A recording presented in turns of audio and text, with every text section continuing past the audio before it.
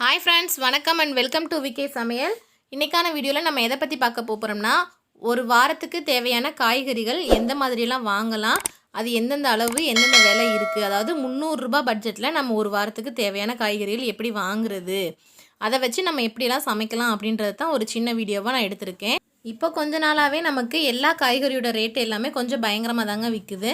அதை மேனேஜ் பண்ணி நம்ம ஒரு கொண்டு போகிற 300 ரூபாய்க்குள்ளே அந்த வீக்லி மெனு பிளானை நம்ம கரெக்டாக எழுதி வச்சுட்டு நம்ம அந்த வாரத்துக்கு என்னென்ன காய் தேவை, எந்த மாதிரியான காயெல்லாம் வாங்கலாம் அப்படின்றதையும் நம்ம யோசித்து வச்சுட்டு தாங்க மார்க்கெட்டுக்கே போகணும்.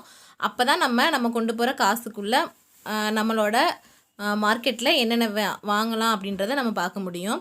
அந்த மாதிரி யோசித்து தான் நான் ஒவ்வொரு வாரமும் போய் காய்கறி வாங்குவேன். அதை உங்களுக்கு இந்த வீடியோவில் சொல்கிறேன். கண்டிப்பாக இந்த வீடியோ உங்களுக்கு ஒரு யூஸ்ஃபுல்லான வீடியோவாக இருக்கும்னு நினைக்கிறேன். நம்ம வீடியோக்குள்ளே போகிறதுக்கு முன்னாடி நம்மளோட சேனலை சப்ஸ்கிரைப் பண்ணலைன்னா சப்ஸ்கிரைப் பண்ணி வச்சுக்கோங்க. அப்போ தான் நான் போடுற ஒவ்வொரு வீடியோவும் உங்களுக்கு நோட்டிஃபிகேஷனாக வரும். வாங்க நம்ம வீடியோக்குள்ளே போகலாம். இப்போ நான் இந்த மாதிரி தாங்க ஒரு பிளான் பண்ணி அதுக்கேற்ற மாதிரி தான் மார்க்கெட் போவோம். மதிய சாப்பாட்டுக்கு நைட்டு சாப்பாட்டுக்கெலாம் எப்படி தேவை அப்படின்றது தான் நான் ஒரு பிளானாக எழுதி வச்சுருக்கேன். இப்போ ஃபஸ்ட்டு வந்து நம்ம ஸ்டார்டிங்கில் ஞாயிற்றுக்கிழமை தான் நாங்கள் மார்க்கெட்டுக்கு போயிட்டு ஃபஸ்ட்டு இந்த வாரம் போனோம்னா அப்புறமா அடுத்த வாரம் ஞாயிற்றுக்கிழமை தான் போவோம். அந்த மாதிரி தான் நான் மெனு எழுதி வச்சுருக்கேன். இப்போ ஞாயிற்றுக்கிழமை வந்து பெரும்பாலும் எல்லார் வீட்லேயுமே அசைவம் தான் எடுப்போம். அசைவத்துக்கு வந்து நமக்கு எந்த காய்கறியும் தேவைப்படாது. அசைவத்துக்கு வந்து வெங்காயம், தக்காளி, இஞ்சி, கொத்தமல்லி, கருவேப்பிலை தான் இருக்கும். அன்னைக்கு நம்ம வாங்கிட்டு வரதுனால நமக்கு அது அப்படியே இருக்கும். அதனால் ஒன்றும் பிரச்சனை இல்லை. மறுநாள் வந்து திங்கக்கிழமை நான் வந்து புளிக்குழம்பு, அதாவது ஒவ்வொரு வாரமும் இதில் இருக்கிற மெனுவே கிடையாது. ஒவ்வொரு வாரமும் நமக்கு தேவையானதுக்கு எந்த மாதிரி தேவையோ அந்த மாதிரி நான் எழுதி வச்சுக்குவேன். இது வந்து இந்த வாரத்தோட மெனுன்றதுனால நான் உங்களுக்கு இதை அப்படியே எழுதி உங்களுக்கு காமிக்கிறேன். இப்போ ஃபஸ்ட்டு வந்து இந்த வாரம் திங்கக்கிழமை புளிக்குழம்பு வச்சுட்டு அவரைக்காய் பொரியல் பண்ணிடுவேன். ப்ளஸ் அது கூட ஒரு கட்டு கீரை வாங்கிக்குவோம். அதே மாதிரி செவ்வாய்க்கிழமை சாம்பார் வச்சு உருளைக்கிழங்கு கார பொரியல் பண்ணிடுவோம். புதன்கிழமை முட்டை குழம்பு வச்சுக்கலான்னு இந்த வாரம் பிளான் பண்ணியிருக்கோம். வியாழக்கிழமை பார்த்திங்கன்னா சுண்டல் குழம்பு வச்சு கேரட் பொரியல் பண்ணி ப்ளஸ் அது கூட ஒரு கட்டு கீரை வாங்கி பொரிச்சுக்குவோம். அதே மாதிரி வெள்ளிக்கிழமையும் சாம்பார் தான். எங்கள் வீட்டில் எப்போயுமே வெள்ளியும் செவ்வாயும் சாம்பார் தான் வைக்கணும்பாங்க. அதனால் நாங்கள் அதுதான் வைப்போம். வெள்ளிக்கிழமை வந்து சாம்பார் வச்சு கோஸ் பொரியல் பண்ணி கீரை கடைசல் கடைஞ்சிருவோம். சனிக்கிழமை வந்து தக்காளி சாதம், ஏதாவது வெரைட்டி ரைஸ் கேட்பாங்க. அதனால் இந்த வாரம் சனிக்கிழமை தக்காளி சாதம் வச்சு தயிர் வெங்காயம் போட்டு முட்டை கிரேவி வைக்கலான்னு சொல்லி நான் அதை மெயின் பண்ணி தான் நான் எழுதி வச்சுருக்கேன். இது வந்து மத்தியானத்துக்கு மட்டும்தான். மதியம் வந்து நான் இந்த மாதிரி சமையலாம் ஒவ்வொரு வாரமும் எழுதி வச்சுட்டு அதுக்கேற்ற மாதிரி தான் போய் காய்கறி வாங்குவேன். அதே மாதிரி நைட்டு பார்த்திங்கன்னா ஞாயிற்றுக்கிழமை நாங்கள் நான்வெஜ் எடுக்கிறதுனால சாப்பாடு மிச்சம் இருக்கும். மதியம் தான் சமைப்போன்றதுனால சாதமே இருக்கும். அதனால் அந்த சாதத்தை நாங்கள் நைட்டுக்கு வச்சுக்குவோம். திங்கக்கிழமை வந்து சப்பாத்தி போட்டு வெஜ்ஜு குருமா ஏதாவது வச்சுக்கலாம். செவ்வாய்க்கிழமை தோசை, காலையிலே சாம்பார் வச்சுறதுனால சாம்பார் இருக்கும். ப்ளஸ் அது கூட சட்னி அரைச்சிக்குவோம். புதன்கிழமை இட்லி, பாசிப்பருப்பு சாம்பார் வைப்போம், சட்னி அரைச்சிக்கலாம். வியாழக்கிழமை இடியாப்பமும் தேங்காய் பாலும் வைக்கலான்னு சொல்லி எழுதியிருக்கேன்.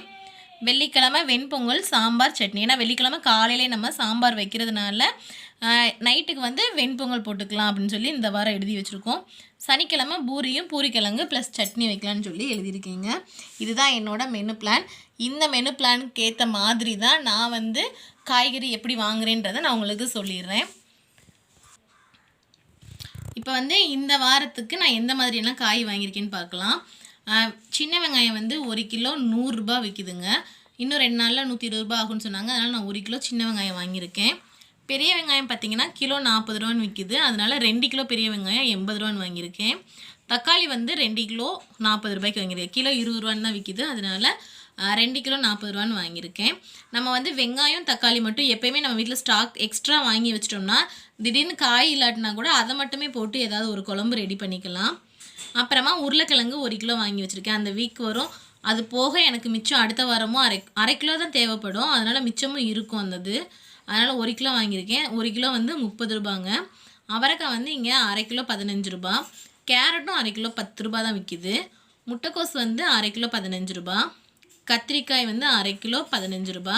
பச்சை மிளகாய் 1/4 கிலோவே 10 ரூபா தான். மல்லித்தலை, கருவேப்பிலை, புதினா இது எல்லாமே சேர்த்து எங்கள் ஊரில் 10 ரூபாய்க்கு கேட்டாலும் கொடுத்துருவாங்க. இஞ்சி வந்து 10 ரூபாங்க.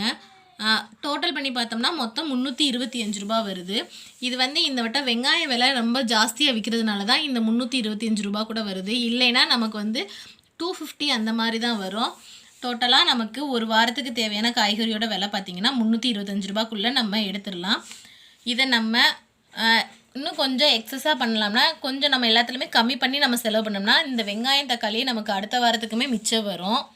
அதனால் இது எல்லாமே நம்ம யூஸ் பண்ணுறத வச்சு தான் இருக்குது. காய்கறிகள் வேணால் அந்த வாரத்துக்கு கரெக்டாக இருக்கும், ஆனால் வெங்காயம் தக்காளி எப்போயுமே எக்ஸ்ட்ரா தான் இருக்கும்.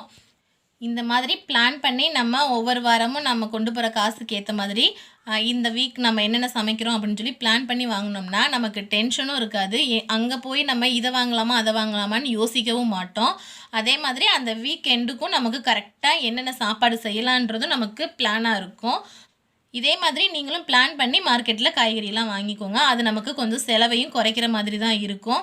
இப்போது இந்த வாரத்துக்கு 325 ரூபாய்க்கு வாங்கினோம்னா நமக்கு அடுத்த வாரம் இந்த அமௌண்ட் வராது. கண்டிப்பான முறையில் சின்ன வெங்காயம் பெரிய வெங்காயம்லாம் கொஞ்சம் கம்மியாக தான் நமக்கு செலவாகும். இப்போ 2 கிலோ வாங்குற இடத்துல நம்ம அடுத்த வாரம் பார்க்கும்போது 1 கிலோ வாங்கினாலே கரெக்டாக தான் இருக்கும். அது மாதிரி நீங்களும் பிளான் பண்ணி வாங்குங்க. முடிஞ்ச அளவு காசை சேவிங்ஸ் பண்ணுங்கள். இந்த வீடியோ உங்களுக்கு கட்டாயம் ஒரு யூஸ்ஃபுல்லான வீடியோவாக இருக்கும்னு நினைக்கிறேன். உங்களுக்கு இந்த வீடியோ பிடிச்சிருந்துச்சின்னா இந்த வீடியோவை நீங்கள் ஷேர் பண்ணுங்கள், லைக் பண்ணுங்கள். நம்ம விகே சமையல் சேனலை சப்ஸ்கிரைப் பண்ணிக்கோங்க. நீங்கள் எந்த மாதிரியெல்லாம் பர்ச்சேஸ் பண்ணுவீங்க அப்படின்னு சொல்லிட்டு எனக்கு கமெண்ட் பாக்ஸில் கமெண்ட் பண்ணுங்கள். நன்றி, வணக்கம்.